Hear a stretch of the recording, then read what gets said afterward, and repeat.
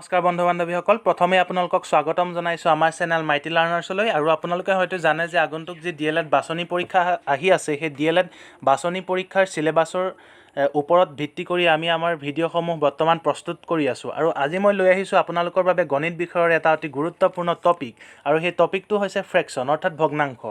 আজি আমি ভগ্নাংশ সম্পৰ্কে পঢ়িম। আৰু এই ভগ্নাংশ ভিডিঅ'টো আৰম্ভ কৰিবলৈ যোৱাৰ আগতে আপোনালোকৰ ওচৰত মই ক্ষমা বিচাৰিছোঁ, কিয়নো যোৱাকালি মই যিটো ভিডিঅ' প্ৰস্তুত কৰিছিলোঁ সেই ভিডিঅ'টো একেবাৰে শেষৰ অংকটোত বিয়োগ কৰোঁতে মোৰ সামান্য এটা ভুল হৈছিল। আপোনালোকে আশা কৰোঁ শুধৰাই ল'ব।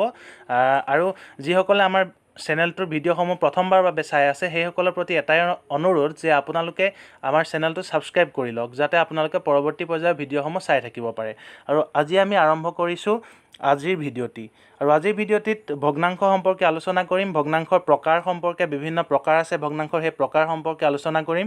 আৰু ভগ্নাংশৰ পৰিৱৰ্তন অৰ্থাৎ ভগ্নাংশৰ এটা প্ৰকাৰৰ পৰা আন এটা প্ৰকাৰলৈ আমি কেনেদৰে পৰিৱৰ্তন কৰিব পাৰোঁ তাৰ সম্পৰ্কে আপোনালোকক দেখুৱাম। প্ৰথমতে চাওক ভগ্নাংশ। এতিয়া ভগ্নাংশ বুলি কওঁতে আপোনালোকে চিত্ৰটোলৈ মন কৰক যে ইয়াত দুটা দেখাইছে। কি দেখাইছে? দুটা ভাগ।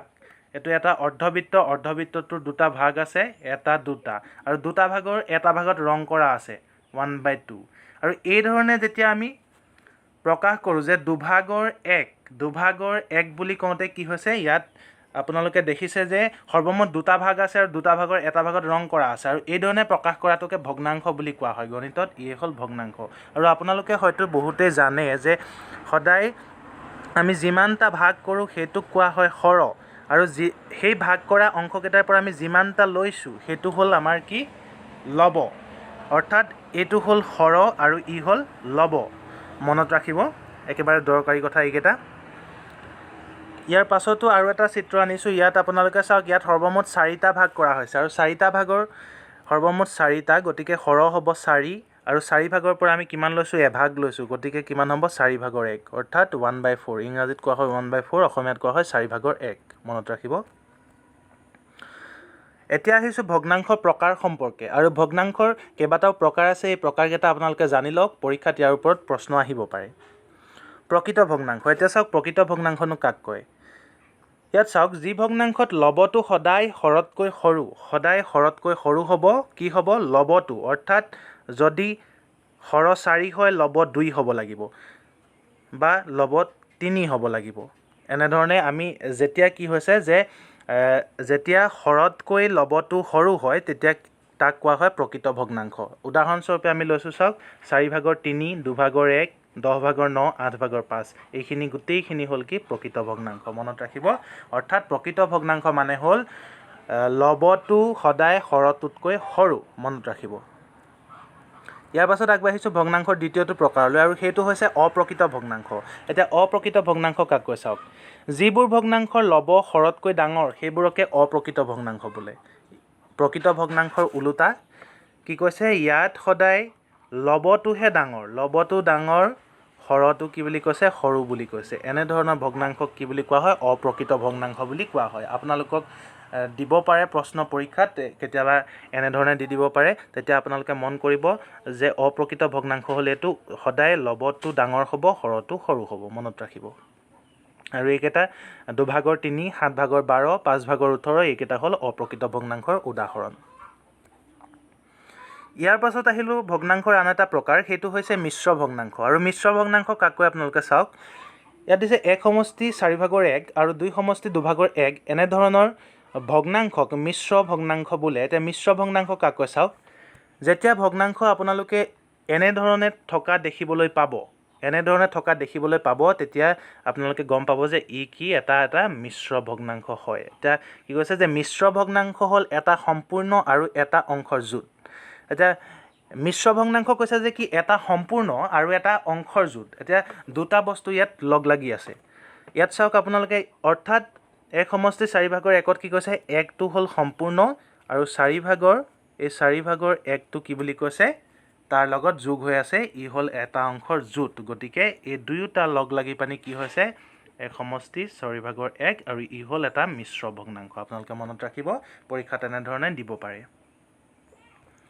আগবাঢ়িছোঁ ভগ্নাংশৰ তাৰ পাছৰটো অংশলৈ আৰু সেই ভগ্নাংশৰ পাছৰটো ভাগ হৈছে কি সমমান ভগ্নাংশ আৰু সমমান ভগ্নাংশ কাক কয় চাওক সমমান ভগ্নাংশ জানিবলৈ আপোনালোকে ওপৰৰ এই চিত্ৰকেইটালৈ মন কৰক ইয়াত চাওক ইয়াত সমমান ভগ্নাংশ মানে কি প্ৰতিটো ভগ্নাংশ সমান হ'ব লাগিব অৰ্থাৎ ফলাফলটো সমান হ'ব লাগিব ওপৰৰ এই প্ৰথম চিত্ৰটোত চাওক ইয়াত 2 ভাগৰ 1 হয়নে তাৰ পাছৰটো চাওক 4 ভাগৰ 2 তাৰ পাছৰটো চাওক 6 ভাগৰ 3 অৰ্থাৎ কি হৈছে 6 ভাগৰ 3 অৰ্থাৎ এইটো 2 ভাগৰ 1 4 ভাগৰ 2 আৰু 6 ভাগৰ 3 এই তিনিওটা কি সমান অৰ্থাৎ ইহঁতৰ যিমানটো মান ওলাব গোটেই মানটো সমান আৰু ইহঁতকে কি বুলি কৈছে সমমান ভগ্নাংশ বুলি কৈছে ইয়াত চাওক 1/2 2/4 3/6 এনে ধৰণৰ ভগ্নাংশবোৰকে কি বুলি কোৱা হয় সমমান ভগ্নাংশ বুলি কোৱা হয় অৰ্থাৎ যিবিলাক ভগ্নাংশৰ মূল মানটো একেই হ'ব সেইবিলাকে হ'ল সমমান ভগ্নাংশ মনত ৰাখিব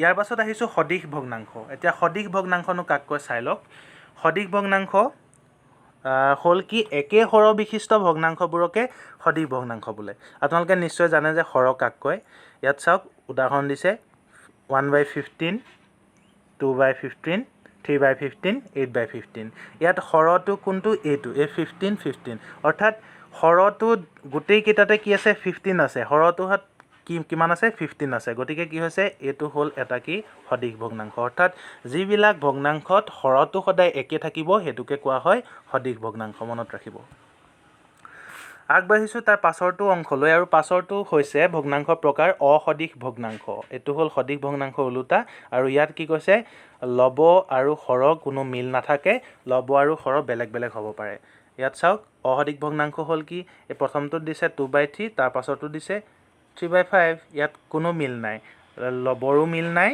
আৰু হৰৰো মিল নাই গতিকে কি হ'ল এইটো এটা অসদিশ ভগ্নাংশৰ উদাহৰণ মনত ৰাখিব ইয়াৰ পাছত আহিলে যে লঘিষ্ঠ আকাৰত প্ৰকাশ কৰা কেইটামান গুৰুত্বপূৰ্ণ প্ৰশ্ন আনিছোঁ আপোনালোকৰ বাবে চাই লওক এনেকুৱা ধৰণৰ গুৰুত্বপূৰ্ণ বুলি এইকাৰণে কৈছোঁ আপোনালোকৰ এনেকুৱা ধৰণৰ একেখিনি নম্বৰ নিদিব পাৰে একেখিনি সংখ্যা কিন্তু আপোনালোকে কি এনেকুৱা ধৰণৰ প্ৰশ্ন দিব পাৰে ইয়াত চাওক লঘিষ্ঠ আকাৰত প্ৰকাশ কৰিবলৈ দিছে এতিয়া লঘিষ্ঠ আকাৰত প্ৰকাশ কৰোঁতে আপোনালোকে কি কৰিব ইয়াত 36/24 দিছে 36/24টো লঘিষ্ঠ আকাৰত নিবলৈ হ'লে কি কৰিব লাগিব আপোনালোকে ইহঁতৰ আটাইতকৈ কি কৈছে আপোনালোকে ডাঙৰ উৎপাদকটোৰে ইহঁতক হৰণ কৰিব পাৰে ইয়াত চাওক ইয়াত 12ৰে দুইটাকে গৈ আছে হয়নে 2/24 3/36 গতিকে এইটো লঘিষ্ঠ আকাৰত প্ৰকাশ হৈ গ'ল আমি 12ৰে দুইটাকে হৰণ কৰি দিছোঁ অৰ্থাৎ 3/2 হ'ল ইহঁতৰ কি লঘিষ্ঠ আকাৰ এইটো চাওক তেনেদৰে 15/75 হয়নে 15/75 এতিয়া 15ৰে 75 বাৰ গৈ আছে 15 গুণ 15 ইফালে হ'ল আপোনাৰ 5-15 75 এইটো কিমান গতিকে এই 1/5 এই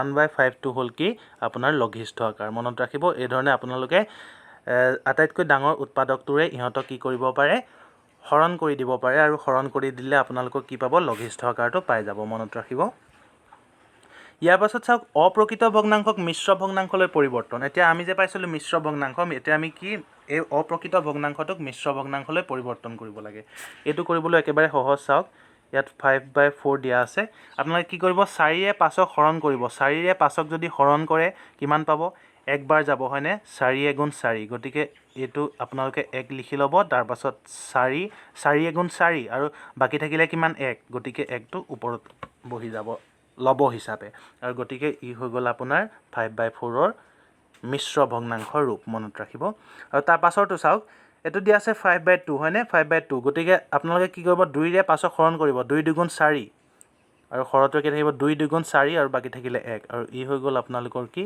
মিশ্ৰ ভগ্নাংশৰ ৰূপ গতিকে 5/2ৰ মিশ্ৰ ভগ্নাংশ হ'ল 2 সমষ্টি 2 ভাগৰ 1 মনত ৰাখিব একেবাৰে সহজ যদি বুজি পোৱা নাই কমেণ্ট কৰি জনাব এতিয়া মিশ্ৰ ভগ্নাংশক অপ্ৰকৃত ভগ্নাংশলৈ পৰিৱৰ্তন কৰিব লাগে এইটো একেবাৰে সহজ মিশ্ৰ ভগ্নাংশক অপ্ৰকৃত ভগ্নাংশলৈ পৰিৱৰ্তন কৰিবলৈ আপোনালোকে কি কৰিব মই আগৰটোত যি ধৰণে কৰিছোঁ চাওক ইয়াত মই এটা সূত্ৰও লিখি থৈছোঁ আপোনালোকে এইটো স্ক্ৰীনশ্বট মাৰি ল'ব পাৰে বা বহীত লিখি ল'ব পাৰে যে সম্পূৰ্ণ পূৰণ হৰ সম্পূৰ্ণ মানে এই দুইটো কথা কৈছে সম্পূৰ্ণ পূৰণ হৰ অৰ্থাৎ 2 পূৰণ 4 কৰিবলৈ কৈছে 2 পূৰণ 4 যোগ লব বুলি কৈছে লব মানে 3 আৰু ডিভাইডেড বাই কি বুলি কৈছে 4 বুলি কৈছে অৰ্থাৎ 4 2 গুণ 8 8 3 11 11/4 এইটো আপোনালোকে এই ধৰণৰ চাব পাৰে 4 2 গুণ 8 4 দুগুণ 8, 8 যোগ 3 অৰ্থাৎ 11/4। এই 11/4টো হৈ গ'ল কি অপ্ৰকৃত ভগ্নাংশৰ এটা ৰূপ আৰু গতিকে আপোনালোকে কি অতি সহজে ইয়াক মিশ্ৰ ভগ্নাংশৰ পৰা অপ্ৰকৃত ভগ্নাংশলৈ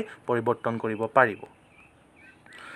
এতিয়া চাওক 2/3 দুটা সমমান ভগ্নাংশ লিখা। আপোনালোকক প্ৰশ্নটো এনেধৰণে নিদিব, আপোনালোকক দিব পাৰে যে তলৰ কোনটো 2/3 সমমান ভগ্নাংশ ৰূপ, সেইধৰণে প্ৰশ্নটো দিব পাৰে। গতিকে আপোনালোকে এইটো কৰিবলৈ হ'লে কি চাই ল'ব, আপোনালোকে 2/3 ইহঁতৰ লগত আপোনালোকে যিকোনো সংখ্যা পূৰণ কৰি চাব পাৰে, কিন্তু লব আৰু হৰৰ লগত একেই সংখ্যা পূৰণ কৰিব লাগিব। মনত ৰাখিব 2 2 4, 2 3 6। গতিকে কিমান হ'ব 2/3 এটা সমমান ভগ্নাংশ হৈছে 4/6।